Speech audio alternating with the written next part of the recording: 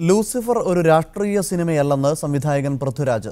രാഷ്ട്രീയം സിനിമയുടെ പശ്ചാത്തലം മാത്രമാണ്. സംവിധായകൻ ഫാസിലും സഹോദരനായ ഇന്ദ്രജിത്തും മലയാള സിനിമ വേണ്ടത്ര ഉപയോഗിക്കാതെ പോയ നടന്മാരാണെന്നും പൃഥ്വിരാജ് ദുബൈയിൽ പറഞ്ഞു. ട്രെയിലർ കണ്ട് സിനിമയെ വിലയിരുത്തരുത്. ലൂസിഫർ രാഷ്ട്രീയ സിനിമയാണെന്ന് തങ്ങൾ എവിടെയും അവകാശപ്പെട്ടിട്ടില്ല. ഇതൊരു രാഷ്ട്രീയ സിനിമയല്ല.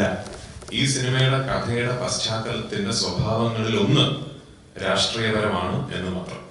ഫാദർ നെടുമ്പള്ളി എന്ന കഥാപാത്രത്തെ ലൂസിഫറിൽ അവതരിപ്പിക്കുന്നത് സംവിധായകൻ ഫാസിലാണ്. ചെറുപ്പത്തിലെ അഭിനയ മികവ് കൊണ്ട് വിസ്മയിപ്പിച്ചിട്ടുണ്ട് പാച്ചിക്ക. ഞാൻ പാച്ചിക്കയുടെ വീട്ടിൽ പോയി, ആലപ്പുഴയിൽ പോയി സ്ക്രീൻ ടെസ്റ്റ് ചെയ്യാൻ. അന്ന് ആ സ്ക്രീൻ ടെസ്റ്റിൽ എന്റെ കോ ആക്ടറായിട്ട് വർക്ക് ചെയ്യാൻ ഒരു പെൺകുട്ടിയും ഉണ്ടായിരുന്നു. ഇപ്പൊ പാച്ചിക ഞങ്ങൾക്ക് രണ്ടുപേർക്കും അഭിനയിച്ച് കാണിച്ചു തരാണ്. എനിക്ക് പാച്ചിക അഭിനയിച്ച് കാണിച്ചു തരും. എന്നിട്ട് ഇമ്മീഡിയറ്റ്ലി സ്വിച്ച് ചെയ്തിട്ട് ഒരു പെൺകുട്ടിയെ പോലെ ആ പെൺകുട്ടിക്ക് അഭിനയിച്ച് കാണിച്ചു കൊടുത്തു. എനിക്കത് ഭയങ്കര വണ്ടറസ് ആയിട്ട് ഞാൻ കണ്ടുനിന്നൊരു ഓർമ്മ എനിക്കുണ്ട്.